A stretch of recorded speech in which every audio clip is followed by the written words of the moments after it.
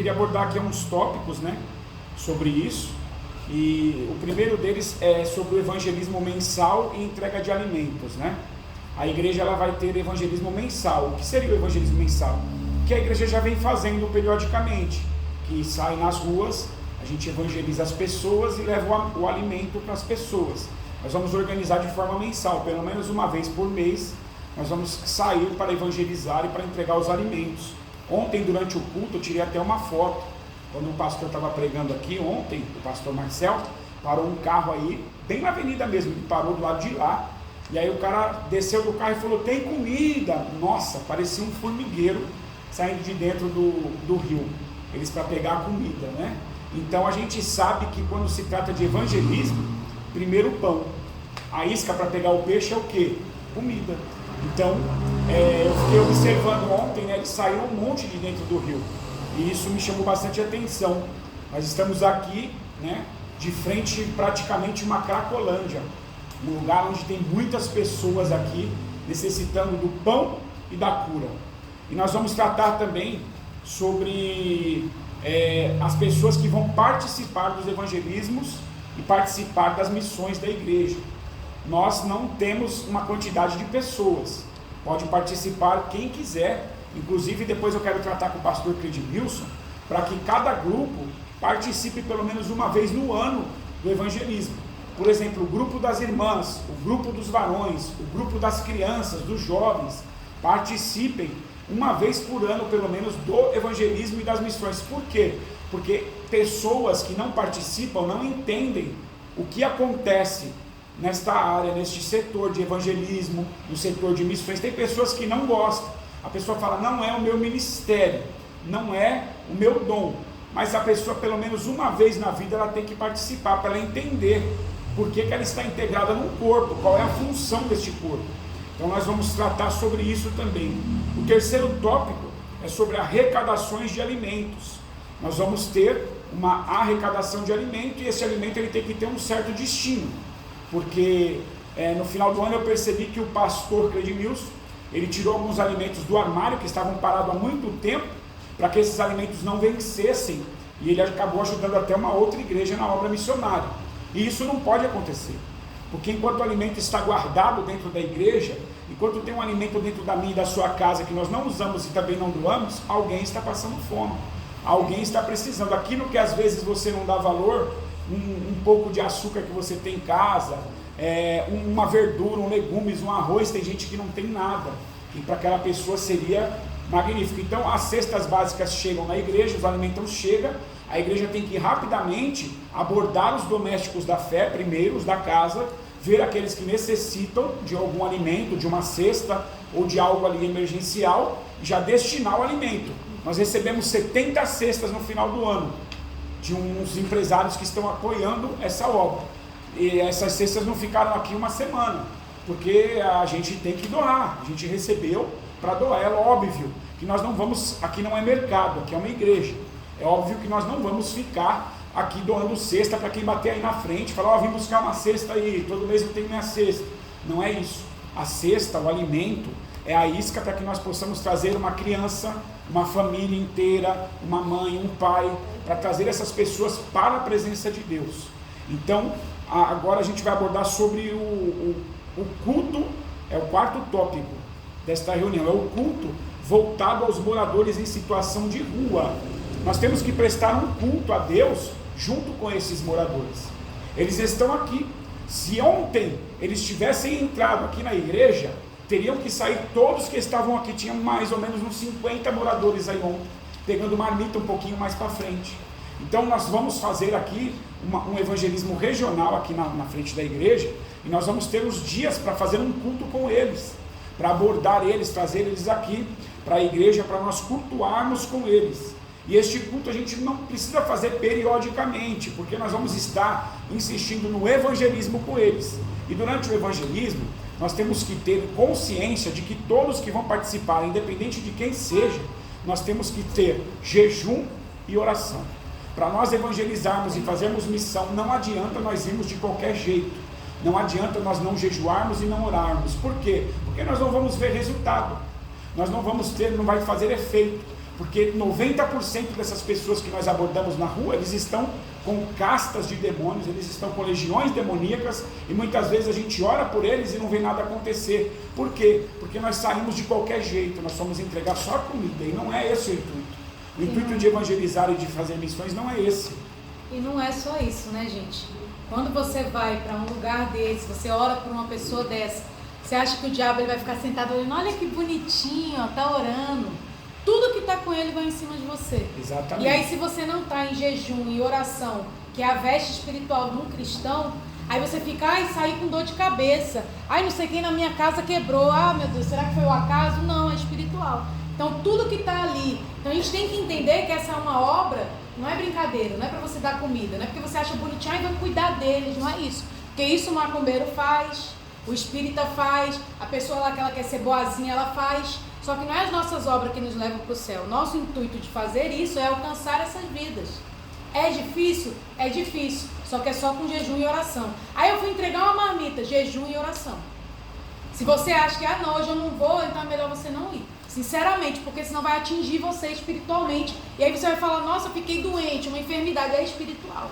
Amém? Então é isso acontece mesmo, tá? Quando a gente vai pregar, quem prega, ou quando a gente vai ter uma oportunidade no culto, na semana, no dia, a gente passa uma tribulação tremenda. O inimigo ele cerca a gente tremendamente. Imagine você indo atacar o inferno.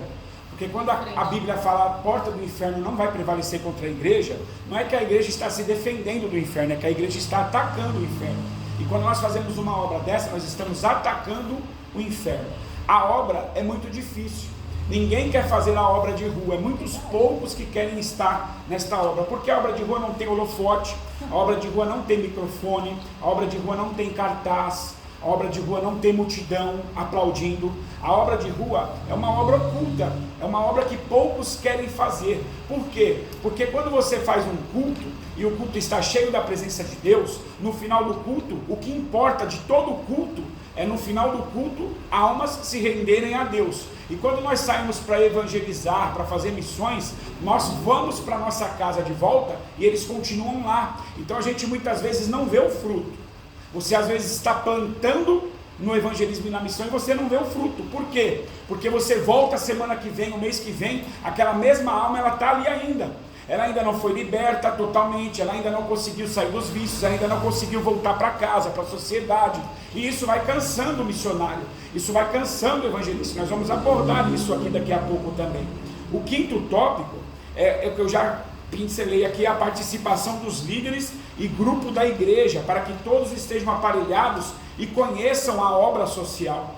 O sexto tópico, eu já abordei aqui também, são as entregas de cestas básicas, voltadas às famílias que serão cadastradas e que comecem a frequentar os cultos, porque o nosso intuito é esse, é que a família venha para os cultos. O sétimo tópico é material para evangelização. Nós temos que ter material para evangelizar. Qual é o material para evangelizar? O primeiro, a palavra. Nós temos que ter pelo menos um Jesus te ama para entregar para alguém. Segundo, nós temos que ter folhetos, aqueles folhetinhos com a palavra de Deus atrás, tenha lá o carimbo da igreja, o endereço da igreja. Nós temos que ter cartazes, muitas vezes os jovens participam assim, com cartazes, Jesus te ama, Jesus tem uma nova história para você. Nós temos que ter um chamativo, para que as pessoas passem e vejam que a obra do Senhor está sendo feita e sintam isso. Então, é muito importante materiais para evangelização, até mesmo Bíblias. Eu gosto muito de arrecadar Bíblias para que nós possamos entregar para eles, porque se tem uma coisa que eles guardam mais do que droga, do que cachaça, do que qualquer coisa, os moradores em situação é Bíblia. Se você abordar um morador de rua hoje, dificilmente vai ter um que não tem Bíblia. Eles têm a Bíblia, eles conhecem a Bíblia. Quando nós abordamos na rua, vocês aqui já fizeram evangelismo e missões, sabem, eles falam versículos que eles gravam mais do que a gente. Eles falam da Bíblia, tem moradores de rua que você vê aí vídeos, que eles falam de Bíblia que, você fala, cara, o cara é um teólogo, ele conhece a Bíblia toda, só que ele não vive ela. E este é o problema, nós temos que fazer ele viver isso. O oitavo tópico, visitas.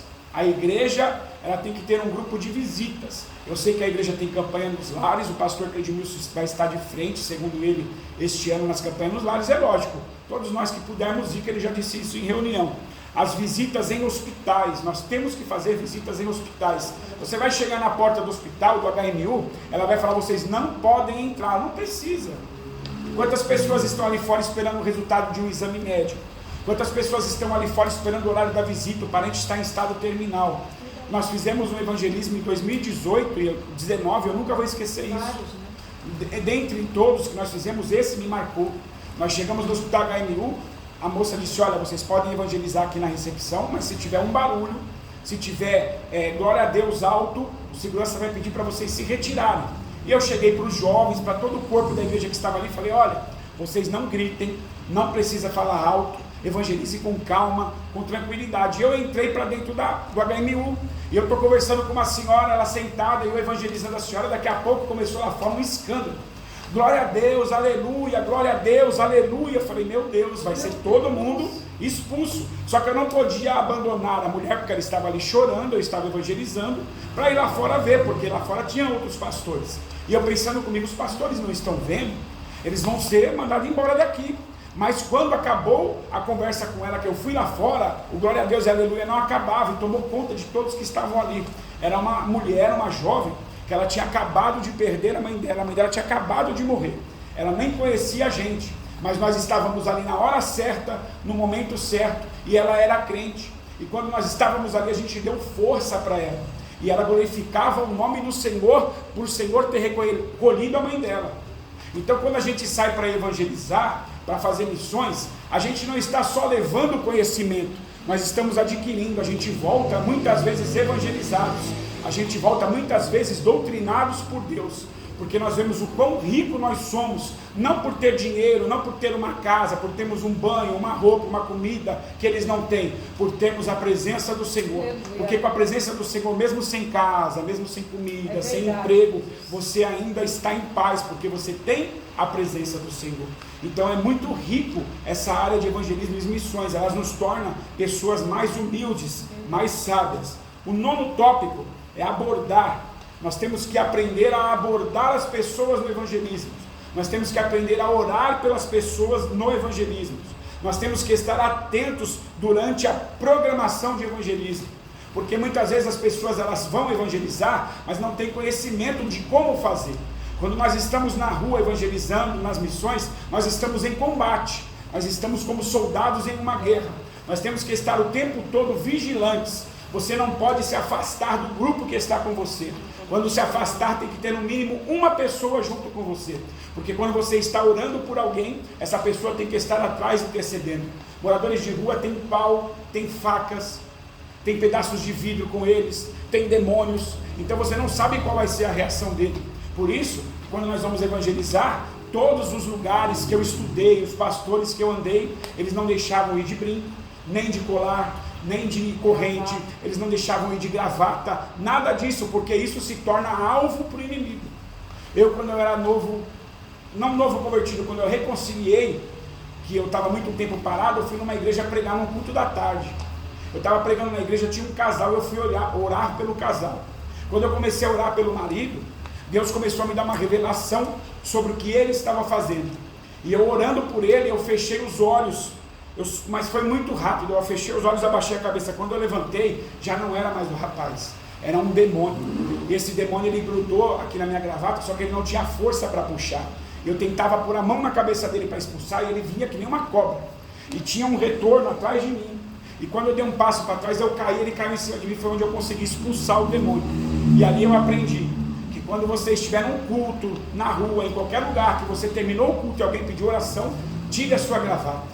Primeira coisa que você faz, e nunca feche o olho quando você estiver intercedendo por alguém, independente de ser na igreja, na rua, nós somos obreiros.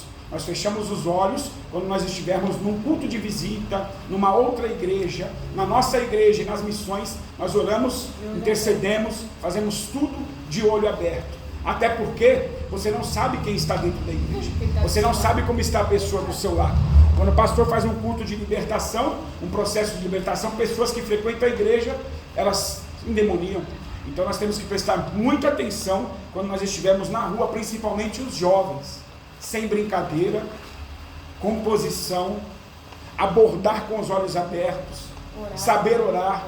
Nós vamos sair para evangelizar todos, mas não serão todos que vão ser evangelizados.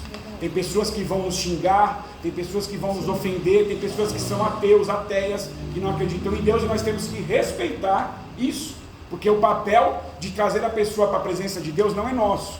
Nosso papel é semear. Quem faz esse papel é o Espírito Santo de Deus, é Ele quem traz, é Ele quem limpa, é Ele quem liberta, é Ele quem transforma. E essa obra também é uma obra que muitas pessoas não querem fazer, porque a negativa é muito grande. Quando você está aqui, você está pregando, é lindo, o pessoal pula, ora, maravilhoso, você fica, nossa, ó, preguei. E quando você está no evangelismo, geralmente a negativa é muito grande, porque você vai pregar e você tem 3 tipos de público ali. E muitas pessoas não vão receber, vão discutir com você, vão querer falar. E ali você tem que saber ficar calado. Se Deus te der alguma coisa, você pode sim repreender, exortar com amor e sabedoria. Porém, a negativa é muito grande. Então as pessoas geralmente vão falar para você, não, mas por quê? Por quê? Não entendi, não quero, não gostei. Então, é uma obra que muitas pessoas não querem fazer, porque você vai tomar mais pedrada do que receptividade. Mas há sempre frutos, né? Tem momentos que nós temos que ter, tem momentos não, em todo tempo, no evangelismo nós temos autoridade. Para exortar, para expulsar, para pregar, para fazer tudo. Por isso que a gente tem que estar em jejum, porque a gente acaba tendo uma visão espiritual. Você tem ali um discernimento de espírito. Às vezes a pessoa está ali com um espírito debochando de você. Você vai falar, gigante, em nome de Jesus, deboche. eu repreendo. Tem momentos que não, que a pessoa só está ali e você vai ficar neutro. Mas tem momentos que você vai saber que você precisa expulsar aquilo ali. Aí a missionária Ana sabe, né? Tipo, que tem momentos que a pessoa está te afrontando ali, é o demônio te afrontando. E você não vai aceitar aquilo ali calado, né?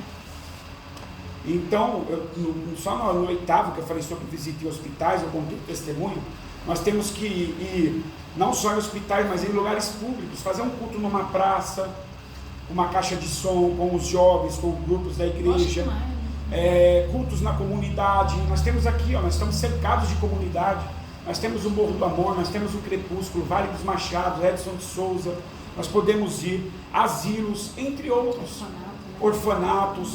E o tópico 10 é que todos são importantes nessa obra. Essa obra não tem, eles estão de frente, eles que se virem, não. A gente está aberto a ideias.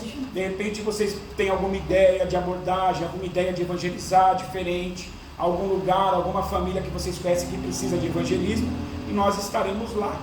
É óbvio que não são todos que poderão ir, todos os evangelismos, nós teremos pessoas que num dia não podem ir, teremos algumas imprevistos que vai ter que remarcar o evangelismo para outro dia, e isso faz parte de todo esse processo. Vamos lá para essa pochilinha, para nós terminarmos rapidinho. Eu fiz aqui nós fizemos um breve estudo aqui sobre discipulado de missões e evangelismo, e eu vou estar lendo e dando algumas pinceladas aqui, uns tópicos. O evangelismo ele é um trabalho da igreja local, combater as hostes espirituais da maldade, e a partir do momento que essas são combatidas, nós avançaremos para dominadores e potestades. A igreja somente avança contra estas hostes quando pratica o evangelismo. Por isso, existem algumas igrejas que crescem de maneira grande, de maneira abrangente. Nós temos como exemplo a Igreja Universal do Reino de Deus. O seu crescimento em nível mundial, devido à sua persistência em evangelismo e missões, é enorme. Lá em Atos capítulo 1, no versículo 8, a palavra vai dizer assim, Jesus vai dizer que seus apóstolos e discípulos serão testemunhas do seu ministério e poder em Jerusalém, Judeia, Samaria e confins da terra. O que isso quer dizer? Isso quer dizer que a igreja, as áreas da igreja, ela necessita avançar, e são 4 áreas que a igreja necessita avançar. A primeira que nós necessitamos avançar é Jerusalém, a igreja local, aqui na cidade, nas hostes que rodeiam aqui, porque quando nós tratamos de demonologia, angiologia, existem principados, potestades e hastes espirituais. Paulo fala isso na carta aos Éfesos. Então os principados e potestades, eles estão trabalhando. O que são isso? Há uma hierarquia. O inferno, para quem não sabe, ele é organizado. Há uma hierarquia no inferno. Aqui nós temos as hostes espirituais que rodeiam a igreja. E para nós conseguirmos atingir lá em cima a hierarquia máxima, é como um jogo de videogame. Para você chegar no chefão para brigar com ele, você tem que se preparar durante as fases do jogo, para você matar primeiro os pequenos, combater os inimigos menores, para você chegar no chefão maior e mudar de fase. Acontece isso com a igreja.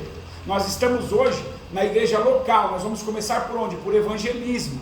E para começar por evangelismo, eu não preciso ir para Cracolândia, eu não preciso ir para outra cidade, para outro estado, eu tenho que começar aqui. Eu tenho que começar com o que nós temos na mão. E nós começamos por aqui, nós estamos lutando com as hostes espirituais, que representa Jerusalém. Quando Jesus disse, vocês serão minhas testemunhas, ele deu uma ordem. E essa ordem ela começa Jerusalém, Judeia, Samaria e confins da terra. Então, o primeiro tópico, a primeira área que a igreja deve avançar é Jerusalém. Depois de Jerusalém, está avançada, está evangelizada, nós vamos para a segunda área, Judeia, que é a parte regional, partes do país, partes da cidade onde nós estamos, que aí nós vamos já estar lutando contra quem? Contra os dominadores. Quer falar alguma coisa? Quando você avança, né? Por exemplo, eu atingi aqui, estou fazendo evangelismo, e aí eu estou aqui combatendo as hostes espirituais da maldade, que é o que está em cima da vida dessas pessoas, aqui da comunidade, das pessoas que estão afastadas de Jesus. Vocês conseguem entender isso? Então é isso, estamos combatendo as hostes espirituais. Esse trabalho é um trabalho da igreja local, é a nossa obrigação fazer isso. Não é tipo, não, eu não quero. É uma obrigação, Jesus mandou nós irmos. Ide por todo mundo e pregai o evangelho. Vocês serão as minhas testemunhas. Em Jerusalém, igreja local, é aqui. E aí quando nós vamos atingindo isso, nós vamos ganhando respeito dessas hostes espirituais.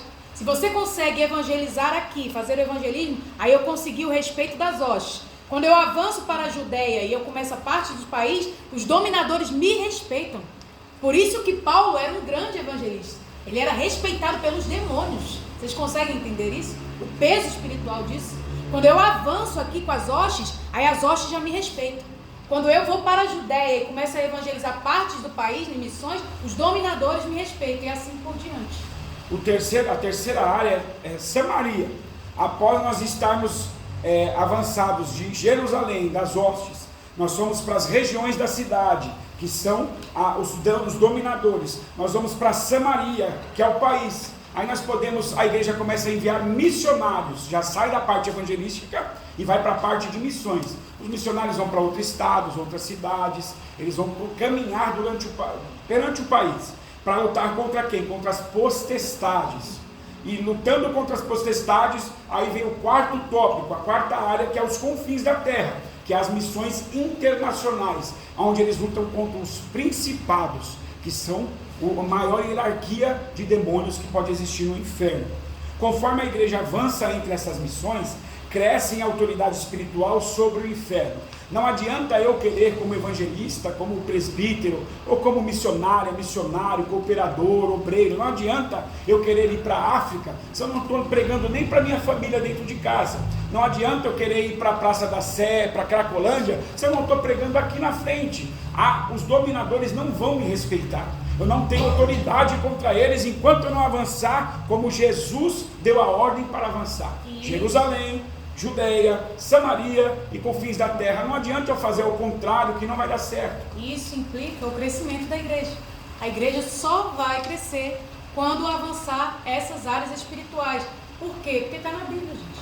A igreja universal, ela cresceu por causa disso. Porque eles fazem, a gente não concorda com muitas coisas, não concordamos. Porém, eles fazem evangelismos e missões. Então, eles são respeitados. Por isso que eles abrem igreja no Japão, na África, na Bahia. Assim, a nossa igreja, vocês que fazem parte do corpo Assembleia de Deus, Plenitude da Missão, só vai crescer quando nós avançarmos essas áreas espirituais, quando nós conseguimos atingir Jerusalém, Judeia, Samaria, confins da terra. Assim nós vamos crescer.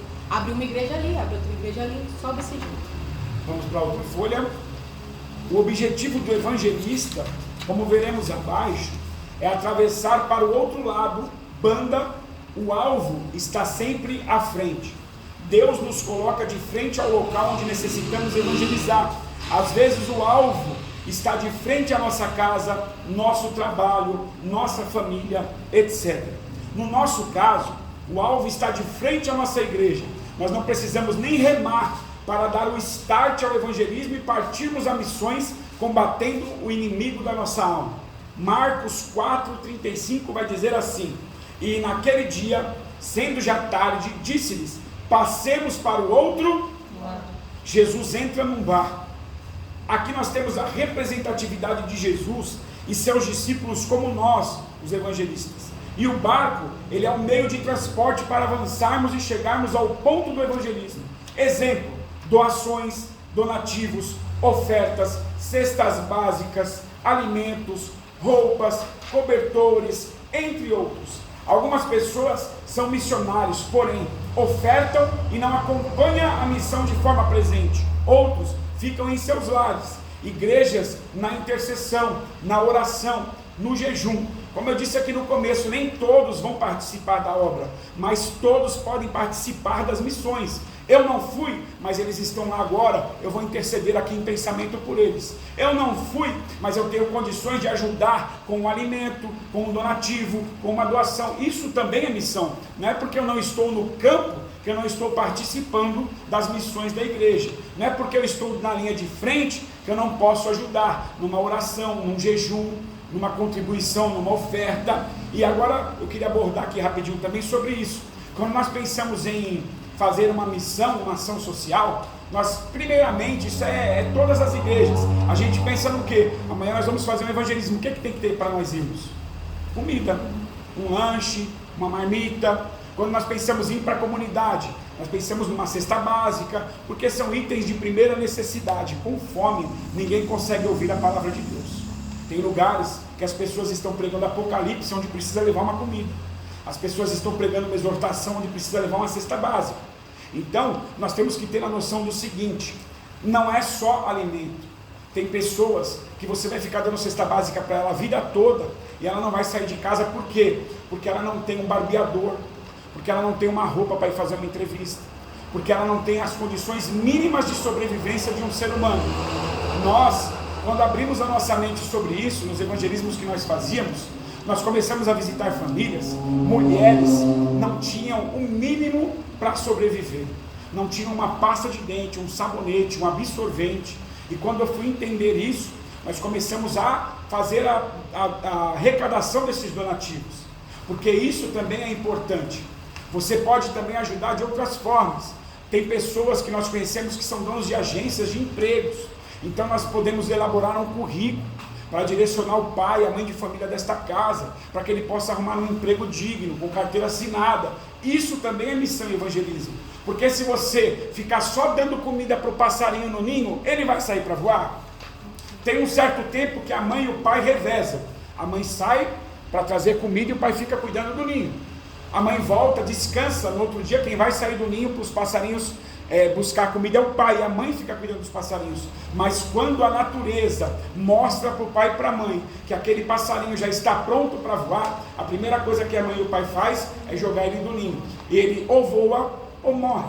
E o evangelismo e missões também é assim. Nós não vamos ficar sustentando famílias por 5, 10 anos, um cara assistindo Pica-Pau, Chaves, Jornal do Meio-Dia, e todo mês ele vir na igreja buscar cesta. Esse não é o intuito. O intuito é que ele cresça na presença de Deus. O intuito é que ele seja um homem, uma mulher presentes na presença de Deus, que a família dele seja contagiada pelo Espírito Santo, que a vida dele se desenvolva na parte intelectual, moral, física, profissional, ministerial, espiritual, e que ele desenvolva como um homem, uma mulher na sociedade, principalmente cristã. Esse é o intuito de missões e evangelismo. É muito mais do que comida. Nós temos sazonais, tempos sazonais no ano. Por exemplo, vai chegar o inverno. É óbvio que nós não estamos tendo mais isso, mas tem dias frios, e às vezes a gente está na rua entregando comida. Vocês já pegaram isso? Quem faz? Você não tem uma blusa para me dar, não? Não tem um cobertor aí, não? Porque a pessoa precisa mais do que a comida naquele momento.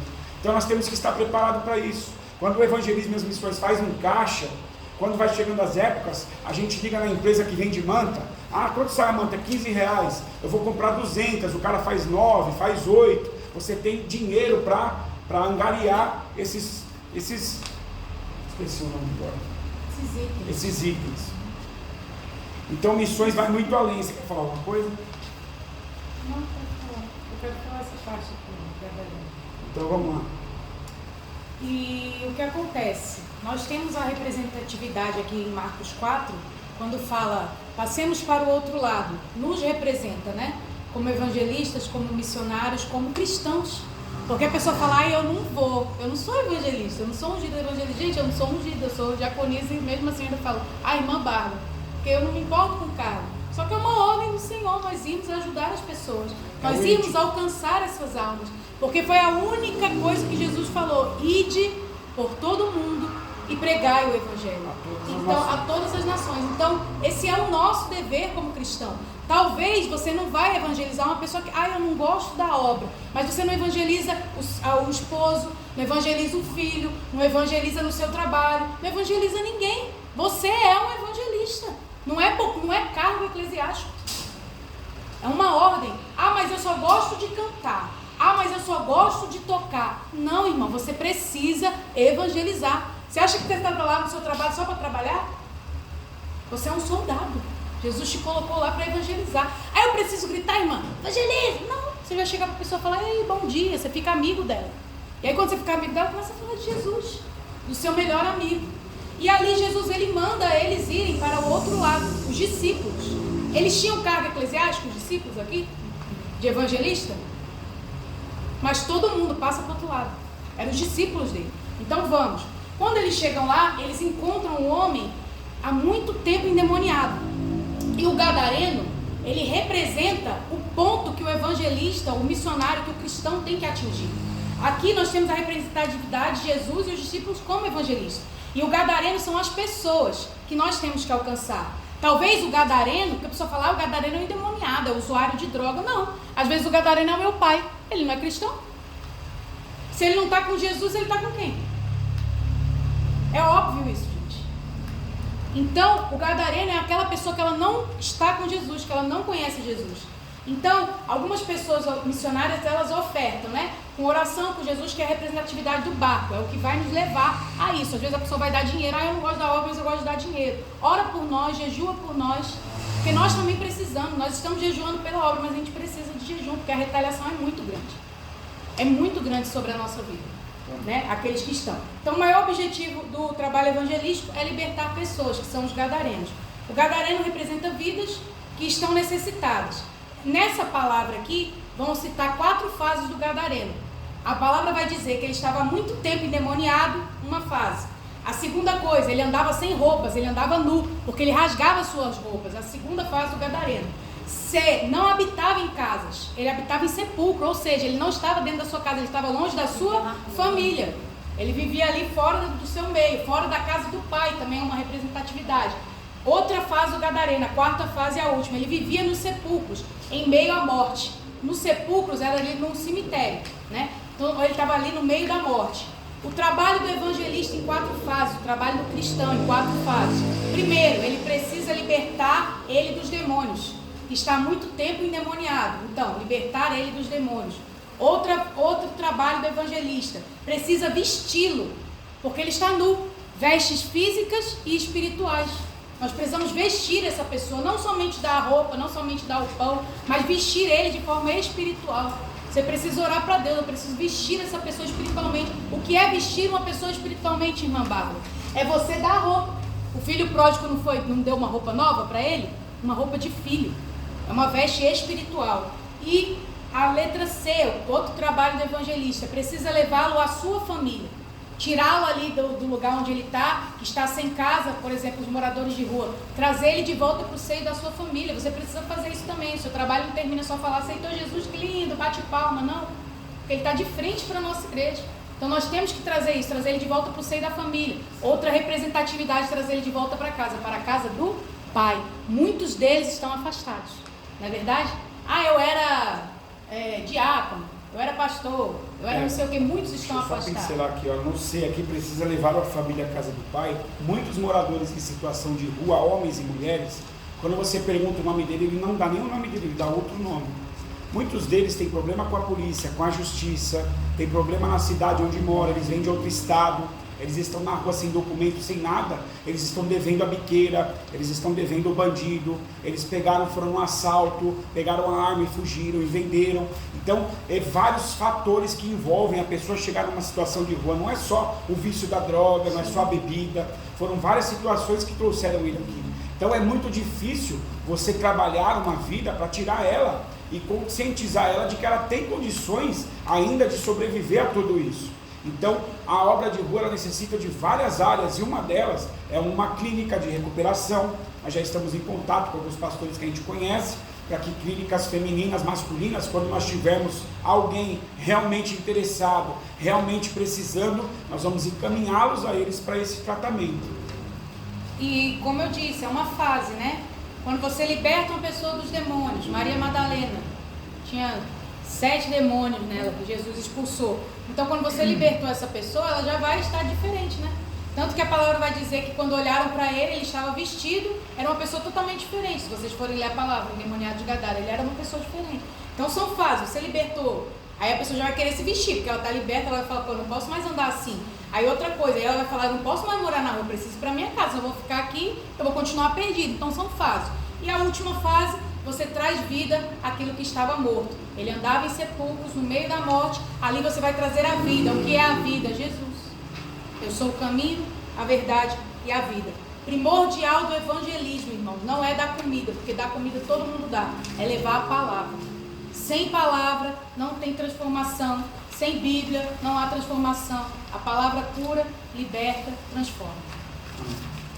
A outra folha, Provérbios 1, 20 e 21, vai dizer assim: a sabedoria clama nas ruas, nas praças levanta sua voz, nas encruzilhadas em que há tumultos, clama às entradas das portas, na cidade profere as suas palavras. Então a sabedoria é a palavra, e a palavra ela está clamando aonde? Nas ruas, como a palavra está dizendo aqui, ó, nas praças, nas encruzilhadas, nas entradas das portas. Onde é as entradas das portas? Aonde há palavra. As entradas da porta hoje representam a porta de um shopping, a porta de um hospital, a porta de um mercado. Então a sabedoria, o evangelismo, ele tem que estar onde? Nas ruas, ele tem que estar nas praças, ele tem que estar nas encruzilhadas, nas esquinas, ele tem que estar nas entradas das portas, ele tem que estar na cidade, e ele tem que ecoar. O evangelista, ele tem que estar apto, apresentando-se aprovado a pregar a palavra, em tempo e fora de tempo, seguindo firme e avante, alcançando os sedentos, os descrentes, os perdidos. A proposta que nós temos aqui hoje na readequação do trabalho evangelístico é que todos participem, estejam preparados para orar, interceder, apregoar, expulsar demônios, abraçar e até mesmo exortar com sabedoria e com amor. Nós não podemos ter medo, porque quando nós estivermos em batalha, quando nós estivermos vencendo as hostes de Jerusalém, vencendo os principados, as potestades, os dominadores, o inimigo ele vai se mostrar para a gente na rua, ele vai endemoniar a pessoa, e nós temos que ter autoridade para expulsar esse demônio, porque muitas vezes você vai estar longe do pastor Cledmilson, muitas vezes você vai estar longe da pastora Helen, muitas vezes nós vamos estar sozinho ali com mais um obreiro, uma obreira, e nós temos que ter autoridade, nós temos que estar convictos que nós podemos expulsar, porque os discípulos andavam com Jesus, mas no momento de expulsar um demônio tiveram medo, não conseguiram, e Jesus falou: homens de pouca fé. Então nós temos que ter autoridade para expulsar demônio, e todos nós que estamos na presença temos isso, independente de cargo eclesiástico ou não. E o evangelista ele deve pregar para todos, sabendo que nem todos serão alcançados, mas o maior de todos os resultados é a salvação de vidas. Posso falar sobre isso aqui? Ó, em Provérbios, eu não coloquei aqui, mas Deus colocou no meu coração de falar. Em Provérbios 1, 20, 21, né, tem o versículo 22, que vai falar que o evangelista, qual é a palavra que o evangelista ele profere?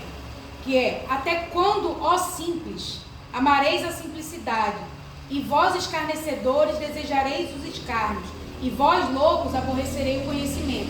Aqui são 3 públicos que o evangelista, o cristão e o missionário vai lidar. São 3 tipos de público. Os simples, que são pessoas que estão ali com uma opressão, são pessoas, não é simples de humilde, ai pobrezinho, ele é humilde, não é assim. É pessoa simples que ela não tem conhecimento da palavra, ela não tem entendimento, ela não conhece, não é uma pessoa simples. Ela está ali oprimida pelo inimigo, porque se ela não está em Jesus, ela está com o inimigo, isso é óbvio. Então ela está ali oprimida. Não é porque ela não está com Jesus, mas ela não está na rua, ela é um médico, ela não xinga, ela não usa droga, ela não rouba. Ah, não, ele está ótimo. Não, ele não aceitou Jesus, não reconheceu Jesus, não é salvo, não é cristão, está com o inimigo. Não interessa a classe social dele, se ele tem dinheiro. Então ele é simples, ele pode ser o juiz, mas se ele não conhece a palavra, ele é uma pessoa simples. Então ele não tem entendimento da palavra, ele está oprimido pelo inimigo.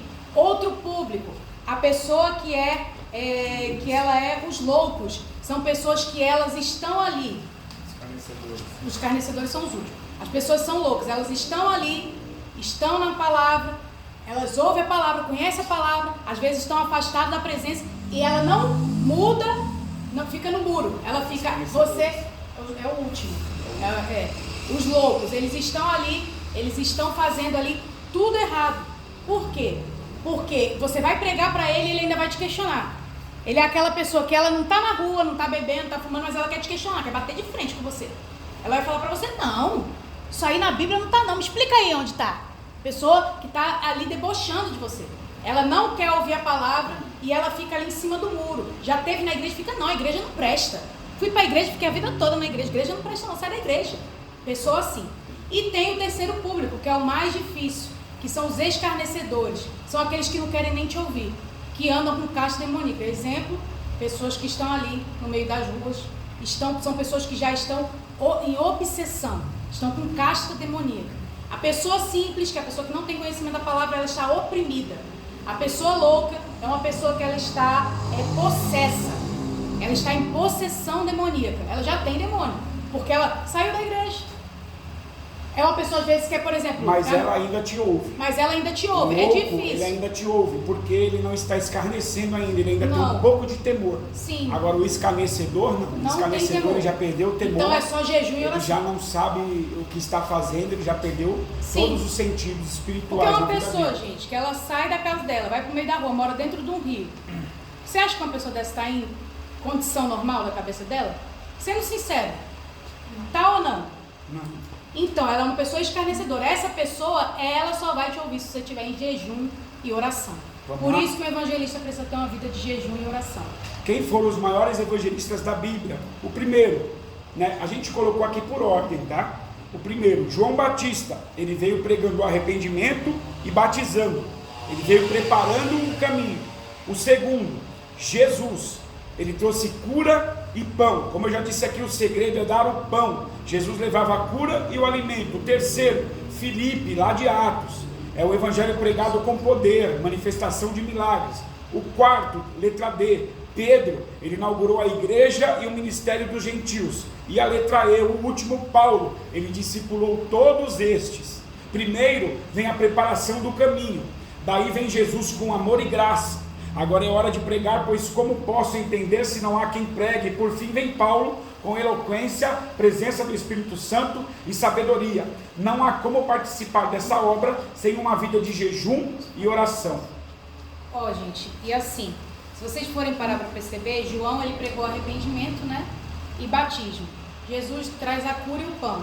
Então, Paulo ele veio por último, porque Paulo ele foi um doutrinador, então a doutrina vem por último. Você jamais vai chegar para uma pessoa que é morador de rua, ele entrou aqui na igreja, irmã, que roupa é essa? Você não pode entrar na igreja não, não faça isso.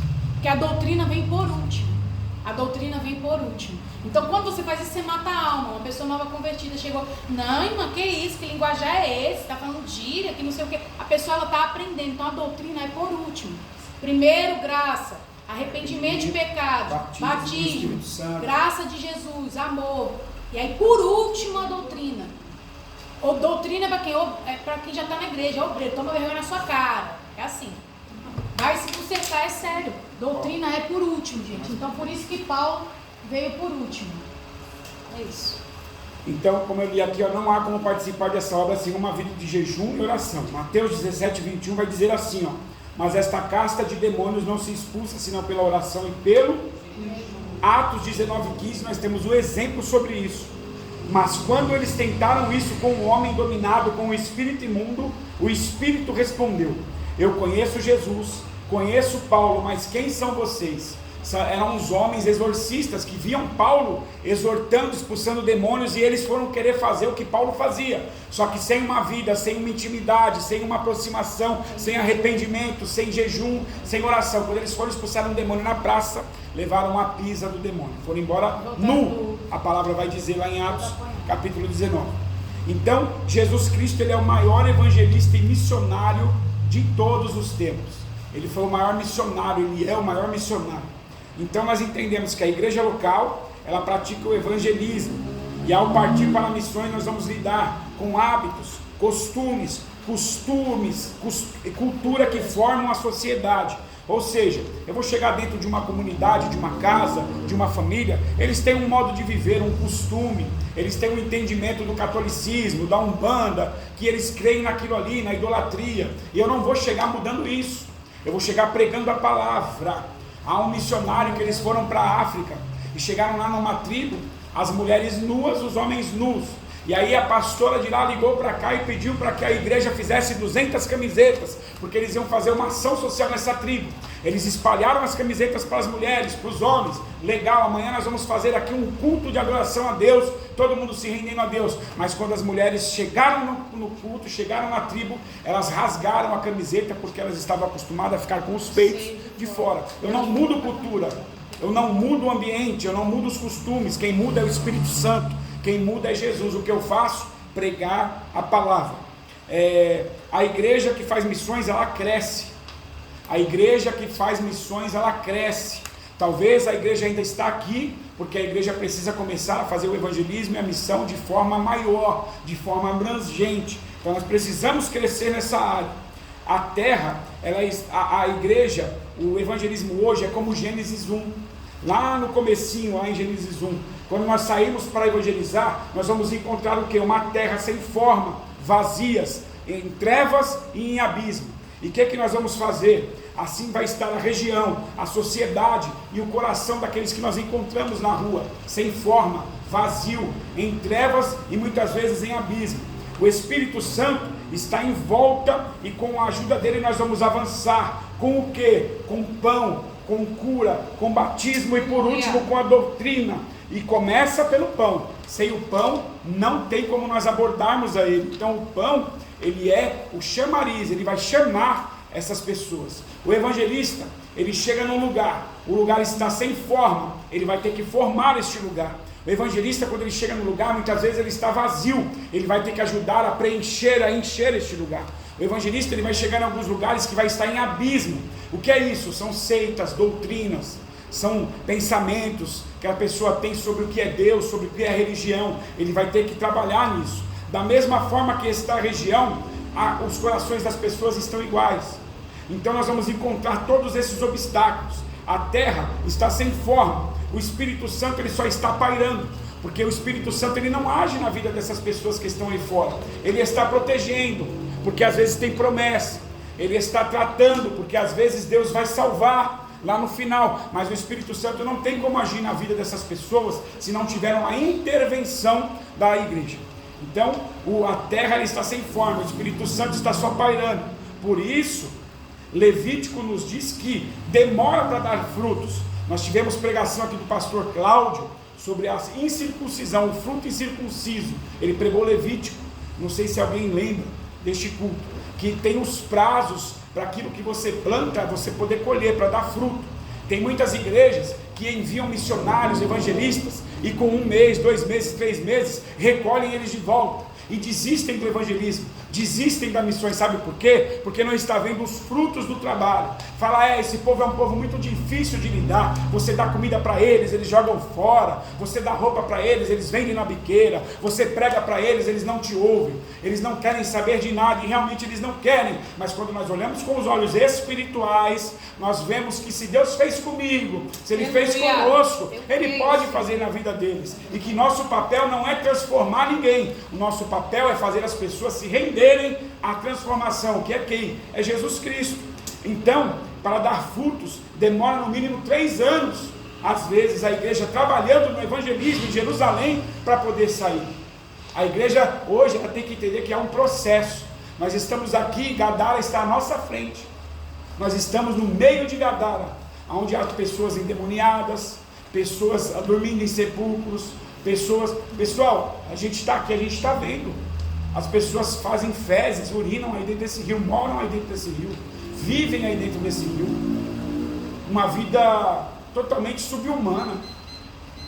Então tem como nós mudarmos isso.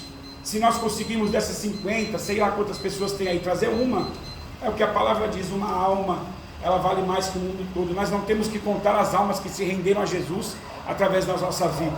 Eu aprendi isso com um pastor.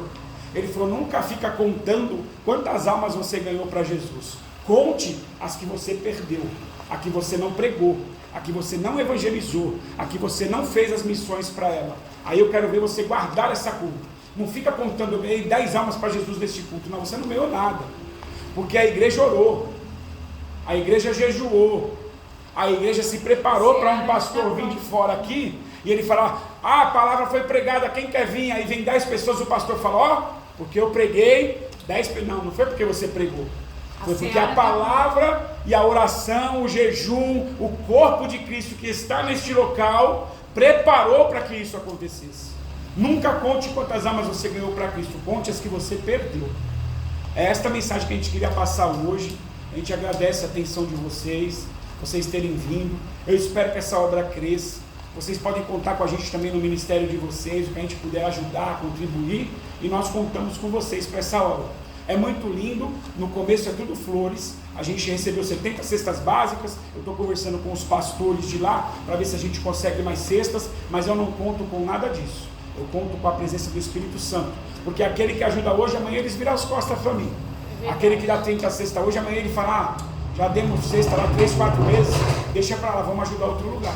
A gente já passou por isso, a gente tem uma certa vivência sobre isso. Então se a gente for com uma marmita com carne, nós vamos evangelizar. Se a gente for com uns pãozinhos com salsicha, nós vamos evangelizar. Se a gente tiver cesta para ajudar 20 pessoas, nós vamos ajudar. Se tiver para ajudar uma, nós vamos ajudar. O que não pode é o evangelismo e as missões ficar parado, ficar estático, as comidas ficarem no armário estragando. Isso não pode, amém? A gente agradece vocês, as palmas é para Jesus.